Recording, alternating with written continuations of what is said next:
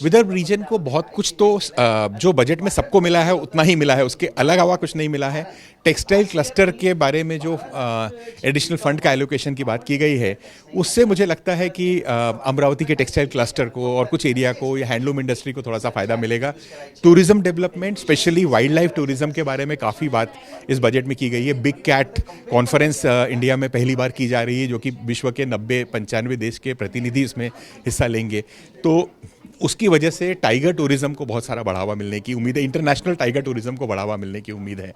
और मुझे अगर बहुत खुशी होती कि जो कहा जा रहा है कि मेडिकल टूरिज्म फैसिलिटीज़ 6 अलग अलग रीजन्स में डेवलप की जाएगी, उसमें के नाम की अनाउंसमेंट हो जाती तो मुझे बहुत अच्छा लगता। अगर उसमें विदर्भ का नाम आ जाता तो मुझे बहुत खुशी होती। नाम नहीं है, इसलिए मैं उसके बारे में कुछ कहने के लिए समर्थ नहीं हूँ इस वक्त। हाई स्पीड रेल कॉरिडोर डिक्लेयर हुए, उसमें विदर्भ का कोई भी इलाका नहीं है। हाई स्पीड वो बहुत बड़ी डिसअपॉइंटमेंट थी मेरे लिए, बहुत बड़ा डिसअपॉइंटमेंट था, क्योंकि मैं उम्मीद कर रहा था कि विदर्भा जो कि नागपुर है, सेंटर में है, इंडिया के सेंटर के, हम गर्व से कहते हैं कि हम नागपुर के 0 माइल पे रहते हैं, सेंटर पे रहते हैं, लेकिन विदर्भा के माध्यम विदर्भ से जाने वाली भी कोई ट्रेन नज़र नहीं आई मुझे तो वो दिल्ली बॉम्बे या ऐसा चला, नागपुर है ही नाही, तो वो एक डिसअपॉइंटमेंट है वो।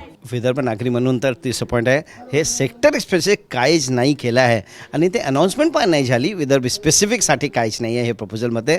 ते एक्सपेक्टेशन होते टेक्सटाईलसाठी, ऑरेंजसाठी किंवा काही सेक्टर केलं असतं तर चांगलं वाटतं। पण त्यांनी हे मेडिकल टुरिझमसाठी 5 रिजनल सेक्टर सेट करणार आहे, तर महाराष्ट्र असेल असं मला वाटतं आहे। आणि महाराष्ट्रामध्ये चूंकि CM नागपूरचे आहे तो ते काहीतरी करेल असं मला वाटतं आहे। लेट अस होप के नागपूरमध्येच ते मेडिकल हब येणार आहे, मेडिकल टुरिझम हब।